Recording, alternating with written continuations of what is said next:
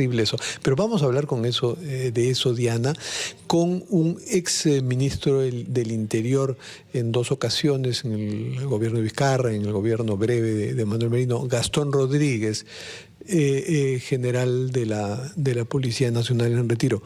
General Rodríguez, buenos días.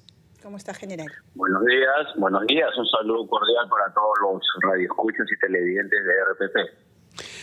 Sí, le queremos pedir una reflexión sobre esto que veníamos comentando con Diana, que cómo así este estupendo trabajo que logra detener a una figura emblemática del crimen organizado también corre el riesgo, y probablemente hubiera podido haberse hecho antes si no fuera porque también hay filtración. O sea, tenemos inteligencia, pero también tenemos corrupción policial al alto nivel. ¿Qué reflexión le suscita eso, por favor? Sí, en primer lugar yo quiero sumarme al preámbulo que ha hecho usted de reconocimiento a una labor de la Policía Nacional que siempre se le está pidiendo resultados y cuando los consigue comienzan también las críticas, como en este caso. Es cierto que en toda parte se cuecen habas y que así como hay elementos destacables, también hay de los otros. Eso es un esfuerzo que se llama de contrainteligencia que debe de hacer la policía para detectar las vulnerabilidades dentro o en el interior de la institución.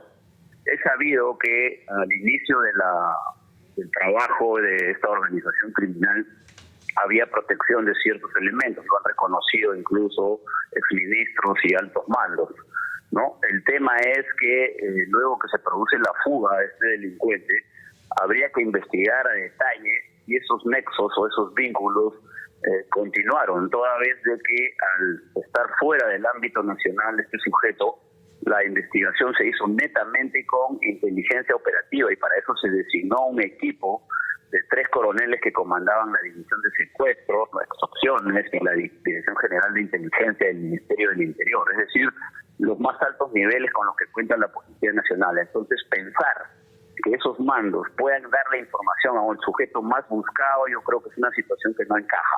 Sin embargo, hay que investigar hasta el final quiénes fueron los que estuvieron detrás de estas posibles alertas.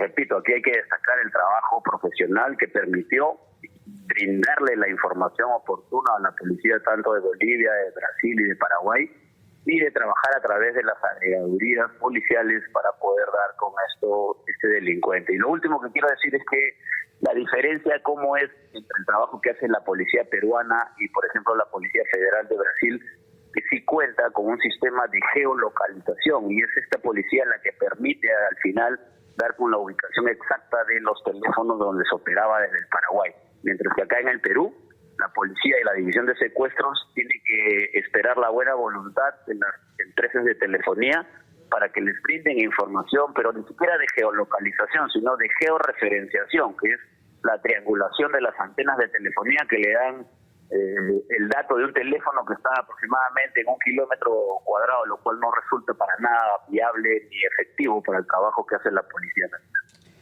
General, ¿qué tal? Diana Falcón le saluda. Una vez detenido, alias el monstruo, suele ocurrir que cabecillas poderosos del crimen en el país siguen operando incluso desde las cárceles. No solamente en nuestro país, salvando las diferencias en el caso de Joaquín Guzmán, conocido como el Chapo Guzmán, tampoco supuso el fin del rol del cártel de Sinaloa en México cuando se le captura. Entonces, ¿cuán importante va a ser el régimen carcelario en caso que se le llegue a extraditar o expulsar y retorne al Perú para alias el monstruo? ¿Cómo debe ser, más allá de que se ha anunciado ya diferentes bases especiales para que él pueda ser dirigido? Fíjese, usted ha dado el clavo referente a lo que es la solución de este tipo de actividades criminales.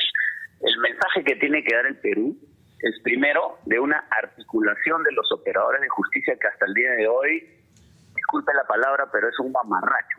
Entonces, mientras la Fiscalía interpreta una situación legal, el Poder Judicial interpreta un código procesal penal garantista eminentemente, pero no para la víctima, sino para el delincuente, ¿no? Y entre la Policía Nacional, el Ministerio Público y el Poder Judicial nunca se ponen de acuerdo en detrimento y en perjuicio del ciudadano.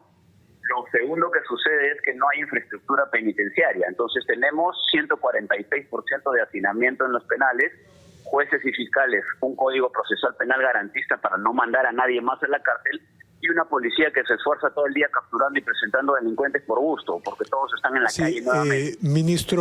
Exministro Gastón Rodríguez, por favor, vamos a seguir desarrollando sus ideas y hablando de este tema luego de oír algunos mensajes de nuestros anunciantes. Le pedimos paciencia y volvemos con el exministro del Interior, Gastón Rodríguez, después de una pausa.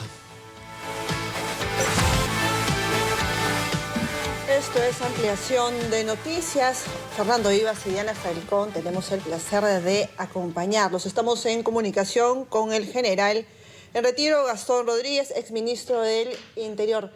General, a ver, es cierto, hay una actividad que ha realizado la Policía Nacional importante en la captura de alias El Monstruo, pero también hay una serie de cuestionamientos, más allá de lo que se ha dicho de la posible filtración y esta aceptación de que hay por lo menos 15 o 3 policías que habrían brindado información a este delincuente. Y digo, habrían porque eso se tiene que investigar.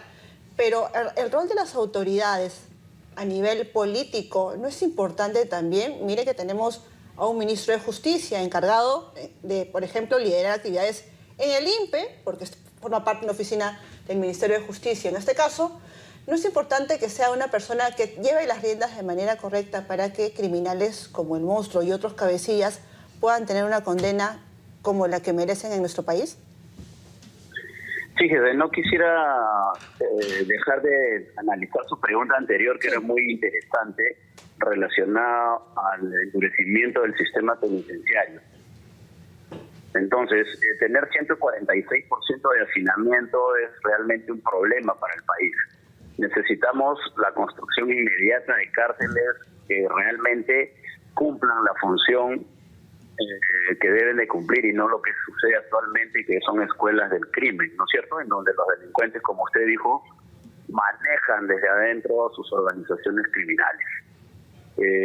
Yo creo que la construcción de un penal, que si bien es cierto va a demorar, es vital para que el próximo gobierno comience a trabajar con mano dura. Ahora, el hecho de enviarlo al Pontón me parece que es una situación, o a la base naval me parece que es una situación viable para comenzar a dar realmente un mensaje de dureza en el combate a la criminalidad. Sí, Segundo, las autoridades políticas tienen que estar involucradas. Fíjese, una de las principales características que tengo yo es decir las cosas como son. Y creo que aquí no hay que ser mezquinos ni estar concatenando situaciones paralelas con personajes. Me refiero a que Santibáñez fue el que inició el trabajo de búsqueda del monstruo y el que formó este equipo con estos 3 coroneles. Y justamente él lo ha mencionado en espacios abiertos, de que ellos fueron los primeros en detectar filtraciones de policías de menor rango que habían involucrado sobre todo en la zona norte, que es donde operaba esta organización criminal. Y por eso es que se formó este equipo para trabajar de una manera distinta, con confidencialidad, reduciendo el espacio de manejo de informaciones y desarrollando inteligencia para su ubicación y captura. Sí, entonces, General Rodríguez. No creo yo que pueda estar involucrado gente de esos niveles en situaciones de ilegalidad cuando son los primeros que diseñaron la estrategia para... Sí, General Rodríguez, yo creo que por principio no podemos descartar, no debemos descartar, por principio y por doctrina de investigación y de inteligencia policial, no podemos descartar que haya filtraciones de altas autoridades. Y yo le llamo la atención sobre esto, puesto que el mismo ministro de Justicia y exministro de Interior, Juan José Santibáñez, ha sido abogado de personajes pues de la catadura de monstruos como este reo Manuel Salirrosas, cuyo caso incluso llegó hasta al TC y sigue preso. Entonces, ¿qué impacto tiene eso para una ciudadanía que quiere que la principal preocupación de las autoridades sea la lucha contra el crimen, el tener ahora a un ministro de Justicia que tiene esos antecedentes? Entonces, ¿cómo no pensar, cómo descartar que entre esos altos mandos pueda haber filtraciones que ayudan a los delincuentes? A ver, fíjese, lo más importante de todo esto es una investigación prolija para determinar si eso se produjo en algún momento. ¿correcto? Lo que yo me refiero es que quienes organizaron el trabajo no pueden estar involucrados pues en la filtración, porque si no, no se hubiera producido la captura. Ellos han sido los primeros en viajar a Paraguay para poder entrelazar los detalles de la expulsión, que ojalá se dé. Sí, bueno, pero uno de los que estuvieron al inicio del trabajo, Francisco Rivadeneira, ha estado declarando en varios medios, ayer lo hizo en RPP, que él fue cambiado. Entonces también tenemos ahí la posibilidad de que los altos mandos cambien a alguien que sí está resultando eficaz. Sí, hay principios que nunca se deben de perder. Las cuestiones internas de la policía se deben manejar en la interna. Yo tengo entendido y tengo información de que ese comandante Rivadeneira fue retirado y fue pasado a retiro por otras circunstancias, que seguramente lo deben de aclarar los altos mandos en la conferencia de prensa, que también hay información, se va a dar el día lunes.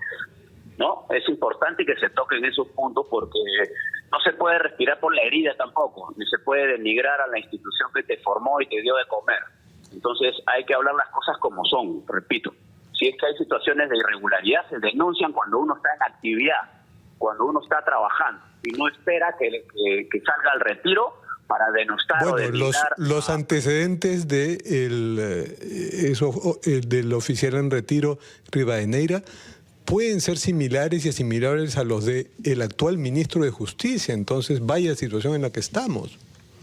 Bueno, yo no defiendo absolutamente a nadie, simplemente soy objetivo. Pero para eso se tendrá que entonces desarrollar una investigación prolija. Para eso hay una fiscalía que se supone que también tiene que iniciar una investigación. Aquí hablemos de resultados. Y el resultado es que un delincuente que despotrica de toda una institución, que dice que toda la policía la tenía arreglada y que todos le informaban, hoy día está preso. Y esa es la situación real. Entonces, por eso, cuando uno tiene toda esa fanfarria de decir que tiene arreglado a todo el mundo y cae preso, es un fanfarrón.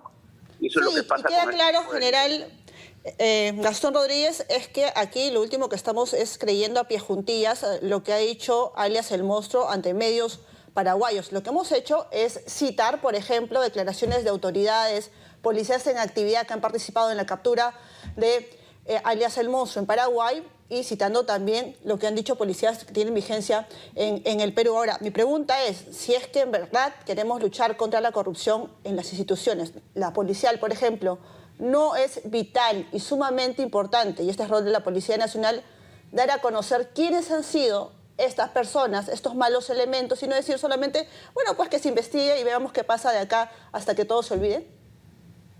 Pero absolutamente. O sea, a ver, las investigaciones tienen que darse como consecuencia de la labor que se ha desarrollado. Y de ahí se tiene que comprobar si es que ha habido alguna infiltración e identificar a las fuentes que lo hicieron. Pero quiero tocar algo más de su pregunta. El día de anoche o antes de anoche, yo estuve en un programa de televisión y tenían más o menos la misma información, que autoridades, que la prensa paraguaya, que la filtración, que la policía no había participado, no había colaborado la policía peruana. Y en plena entrevista conectaron al comandante general de la policía del Paraguay. El comandante general de la policía de Paraguay dijo que había habido coordinación en todo momento con la policía peruana. Entonces, hay que tener cuidado con las informaciones que, si bien es cierto, son de fuente abierta, que son de prensa del Paraguay, hay que ver realmente la veracidad de las mismas, porque si el comandante general de la policía de Paraguay está validando el trabajo conjunto con la policía del Perú, ya qué más podemos preguntar, ¿no? Ahora ya ayer el jefe de la unidad, de las filtraciones. Ayer el jefe de la unidad contra el crimen organizado de Paraguay, que ha participado también en esta captura, señalaba que fue necesario usar términos en guaraní a la interna para evitar este tipo de filtraciones. Es decir, hay versiones claramente por las que tenemos que preguntar. Y no solamente, permítame terminar, y no solamente ha dicho eso.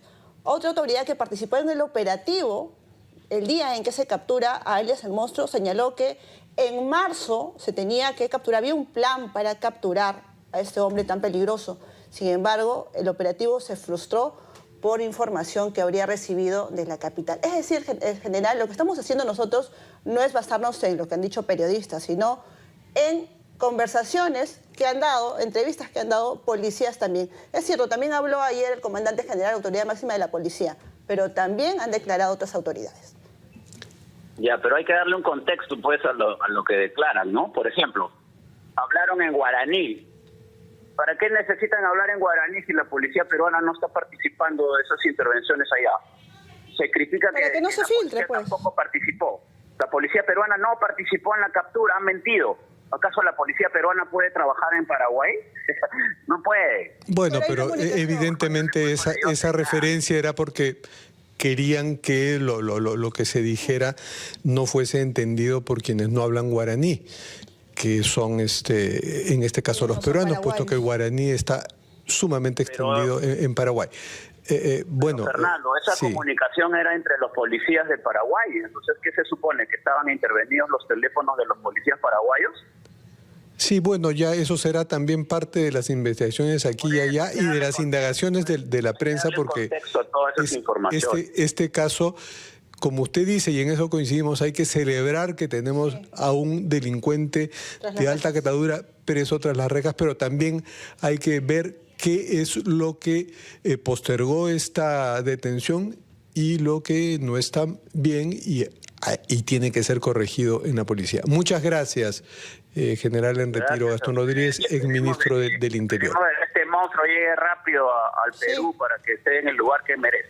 Claro que sí. Así es. Diana, siendo las 8:31, nos vamos a una pausa, a oír mensajes de los anunciantes y oír los titulares de la media hora y volvemos con Enrique Valderrama, un precandidato presidencial del Partido Aprista Peruano. Regresamos.